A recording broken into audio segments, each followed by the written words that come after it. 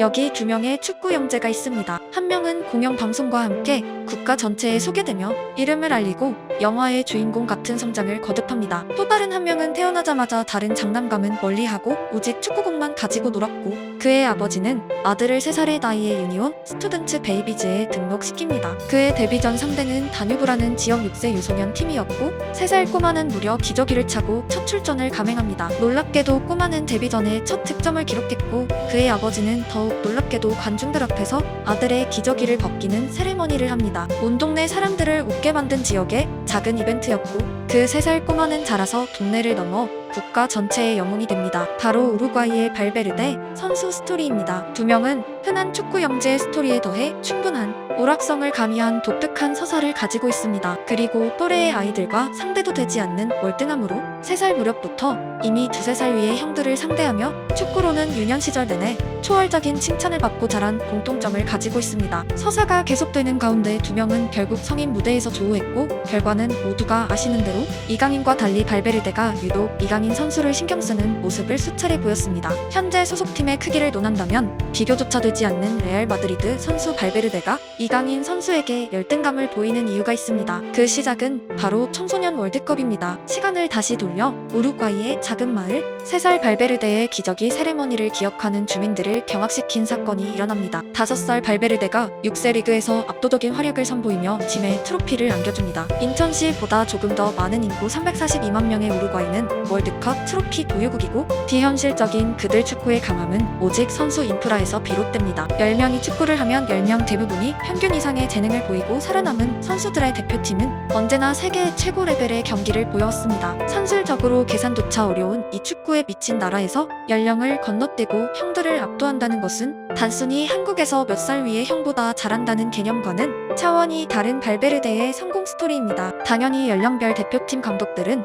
그의 이름을 첫 번째에 올렸고, 형들을 상대한 발베르데에게 동감 무대는 마치 중국 리그의 메시처럼 파괴적이었습니다. 평생을 압도적인 축구 영재로 자란 발베르데 경력의 활용 정점은 19세에 체결된 레알 마드리드와의 프로 계약입니다. 그의 커리어는 우루과이를 넘어 전 세계를 통틀어도 흔치 않은 화려한 꽃길이고, 오직 마라도나나 메시 같은 선수들의 19세 무렵이 그의 유망주 시절과 비견될 정도입니다. 그런 발베르데에게 2017년 U-20 월드컵 참전은 특별했습니다. 마라도나와 메시가 팀을 우승시키고 골든볼을 획득한 바로 그 대회에 평생 영재로 성장해온 청소년 경력의 마무리이자 세계 축구 유망주 계보에 영원히 기록될 수 있는 그의 삶에서 처음으로 만난 반드시 쟁취하고 싶은 중요한 대회였습니다. 결과는 우루과이는 4위, 발베르데는 실버볼을 획득합니다. 항상 형들보다 뛰어났던 그가 동갑내기들과의 대회에서 거둔 첫 실패입니다. 마라도나, 메시처럼 아르헨티나인이 아닌 발베르데에게 우루과이 대표팀으로 4위, 실버볼은 충분히 훌륭한 수상입니다. 하지만 바로 다음 대회 2019년 U-20 월드컵에 등장한 역사에 남을 괴물 같은 재능에 의해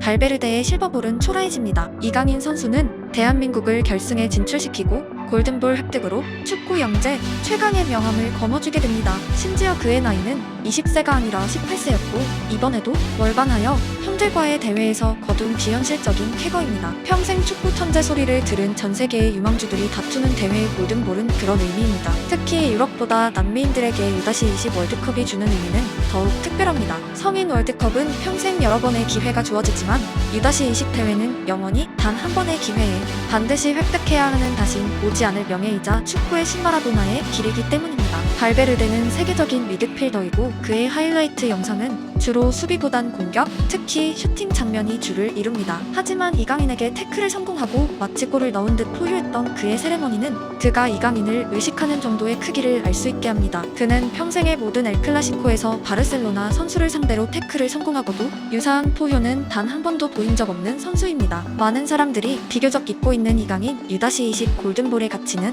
이강인의 영화 같은 삶에서도 가장 상위에 있는 비현실적인 로얄티입니다. 그가 세계 최고의 선수로 자라길 바라는 팬들의 기대가 단지 판타지가 아니게 하는 이유이기도 합니다. 이강인 선수는 인터뷰마다 축구 선수로 가진 최대의 꿈이 월드컵 우승이라고 말하고 있습니다. 대부분의 사람들은 회의적입니다. 하지만 U-20 대회에 참전하던 18세 이강인도 대회 우승을 다짐했었고 결과는 결승 진출과 골든볼이었습니다. 꿈의 회의적인 사람들과 이강인의 차이는 무엇일까요? 분명한 것은 그 차이가 그 사람들과 이강인 인생의 차이를 만들어내고 있습니다.